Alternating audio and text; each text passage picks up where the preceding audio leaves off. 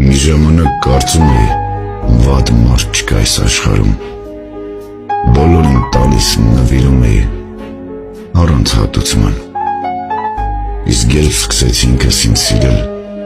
տեսա կողքիս մարդ չմնաց, կարծում էի միամիտ եմ, պետք է հավերժ լինեմ ստրուկ մտքով, ստրուկ հոգով, ստրուկ մարդկանց ասելիքով, այսօր գուցե կողքիս չկան, մարդիկ, որոնք դաջված էին իմ ուղեղում, բայց ուրախ եմ, որ ուղեղս մաքրվել այդ մեծ աղբից, այդ երբ դարձա իմ իջայլոց, որ տարիքում հասկացա, որ պետք է սառը լինես խղճով, պետք է ապրես ինքդ քեզնով, որ գնահատեն քեզնով ապրեն,